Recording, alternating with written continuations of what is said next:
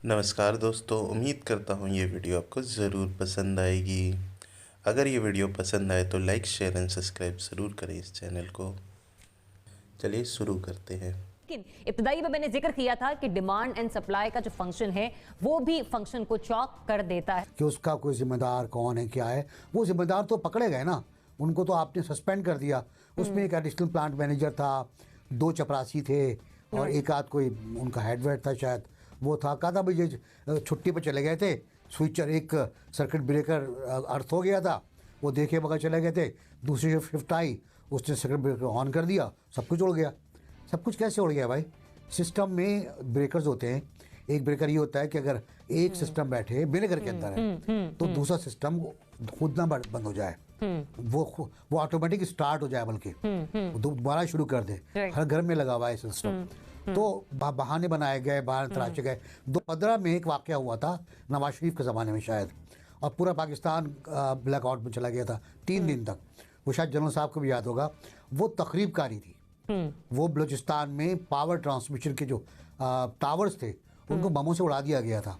तो वो एक हुआ था। ये वाकया, इस पे कह रहे हैं चपरासी और प्लांट मैनेजर जिम्मेदार है। तो मेरा ख्याल है हमें हक़ाइक़ देखना पड़ेंगे, अमल भी करना पड़ेगा। बातों से असर नहीं होगा। पहले कहा था कि माजी की हुकूमतें जिम्मेदार हैं, फिर कह लेंगे नहीं चपरासी जिम्मेदार है। तो कहीं तो हमें ठहरना चाहिए। हमारा जो डिस्ट्रीब्यूशन का सिस्टम है और हमारे जो ग्रिड स्टेशन हैं, ये बहुत ऑब्सोलीट टेक्नोलॉजी है पूरी दुनिया में।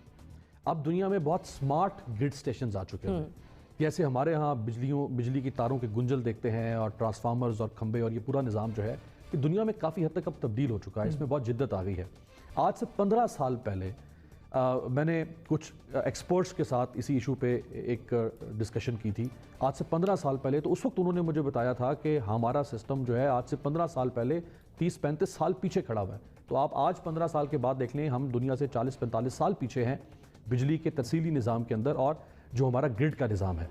तो इसको जारी बात है अपग्रेड होना था। अब वो सारा का सारा सवाल हम इस 2.5 साल हुकूमत से नहीं कर सकते। उसमें ज़ियाउल हक से लेकर मैं शुरू करूंगा, जिसमें ज़ियाउल हक का 9-10 साल दौर, फिर उसके बाद आपके पास पीपल्स पार्टी, नून लीग और परवेज़ मुशर्रफ। ये वो रजीम है आपके जो इसके ज़िम्मेदार है। जहाँ तक ये सवाल है कि बिजली महंगी का ज़िम्मेदार कौन है, तो उसमें भी ज़ियाउल हक साहब से लेके और नून लीग तक, आखिरी दौर तक ये सब ज़िम्मेदार है। 5 ऐसे हाइड्रो पावर प्रोजेक्ट्स हैं जो रेडी फॉर कंस्ट्रक्शन है, पिछले 15 साल से रेडी फॉर कंस्ट्रक्शन। यानी आपने आज ईंट रख के काम शुरू करना था, नहीं हो सका। कौन जिम्मेदार है? यही लोग। 20 ऐसे हाइड्रो पावर प्रोजेक्ट्स हैं जिनको फ्यूचर प्रोजेक्ट्स कहा जाता रहा है पिछले 20-25 साल से।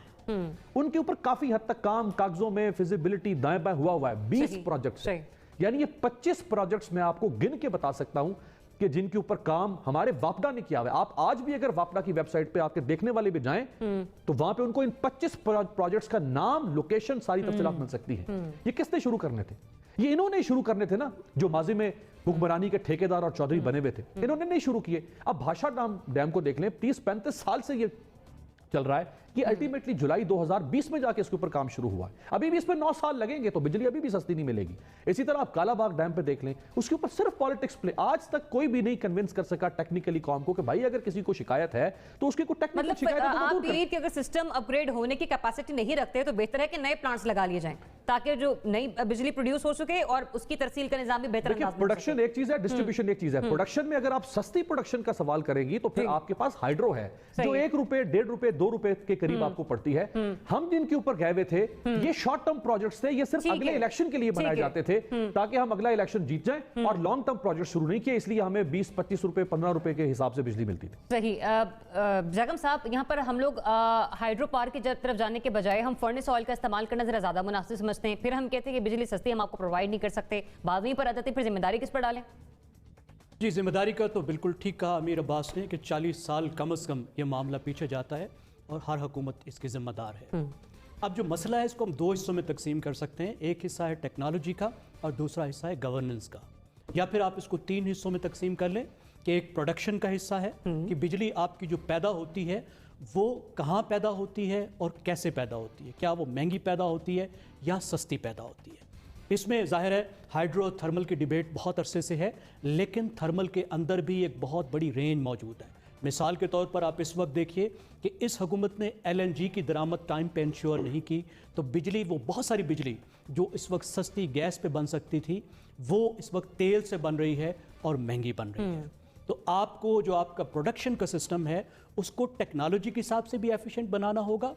وہ پاور پلانٹس جو آبسلیٹ ہو چکے ہیں انہیں ریٹائر کر کے نئے پاور پلانٹس پر جانا ہوگا، اور ان پاور پلانٹس کو وہ سورس دینا ہوگا، وہ فیول دینا ہوگا جو سستا ہو۔ پاکستان میں وہ کول ہے اور گیس ہے۔ دوسری بات ظاہر ہے پھر ڈسٹریبیوشن کی ہے کہ آپ کے جو ڈسٹریبیوشن کے لاسز ہیں، جو بے شمار چوری چکاری ہو جاتی ہے، کم نہیں ہے، اربوں روپے کی چوری آپ کے گیس کے سسٹم میں، آپ کے بجلی کے سسٹم میں ہوتی ہے، جس کی وجہ سے مزید آپ کی بجلی مہنگی ہو جاتی ہے۔ اور ان دونوں کا تعلق اس بات سے ہے کہ وہ ادارے جو بجلی بنا رہے ہیں اور وہ ادارے جو بجلی ڈسٹریبیوٹ کر رہے ہیں ان میں گورننس کا معاملہ کیسا ہے، کیا وہ ایفیشنٹ انسٹیٹیوشن ہے یا وہ ان ایفیشنٹ ہے، وہ کرپٹ ہیں۔ ہم اور آپ جانتے ہیں وہ ایفیشنٹ انسٹیٹیوشنز نہیں ہیں، اور پچھلے عرصے میں کچھ نہ کچھ کوشش کی گئی پروڈکشن پہ، بینظیر صاحبہ نے بھی کی، نواز حکومت کے دور میں بھی ہوا، لیکن ہم نے ڈسٹریبیوشن کے سسٹم کو بہتر نہیں بنایا، اور سب سے اہم بات کہ ہم نے ان اداروں کو ریفارم نہیں کیا، ٹھیک ہے، اور اس کی وجہ سے ہمیں آج مہنگی بجلی مل رہی ہے اور انریلائبلٹی ہے، بہت بڑا مسئلہ ہے۔ صدیقی صاحب، بات پھر گھوم پھر کے وہیں پر آ جاتی کہ حکومت ڈیلیور اگر نہیں کر پاتی، پرفارمنس نہیں دے پاتی، تو سب سے بڑا بیریئر گورننس کا آ جاتا ہے، جس کے حوالے سے بھی زیغم صاحب نے بھی فرمایا۔ تو پھر کیسے ہم کہہ سکتے ہیں کہ عوام کو سستی بجلی مل جائے گی، یا پھر جو ذمہ داران ہیں ان کے خلاف کوئی کارروائی ہو جائے گی؟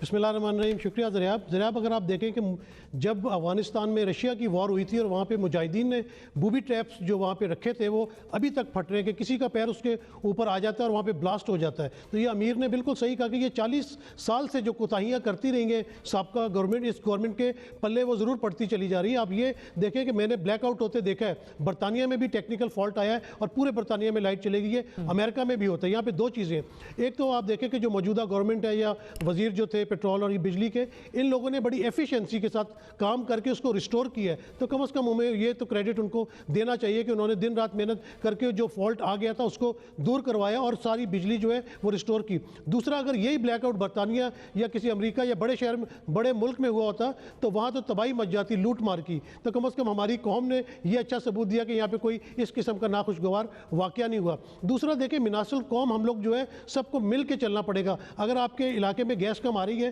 آپ وہاں دیکھیں کہ کتنے گھروں میں جو ہے وہ لوگوں نے کمپریسر لگائے ہوئے ہوتے ہیں، وہ گیس چوری کر رہے ہوتے ہیں، وہ گیس کا پریشر اپنی طرف کھینچ رہے ہوتے ہیں اور آپ کے گھر میں گیس نہیں آ رہی ہوتی۔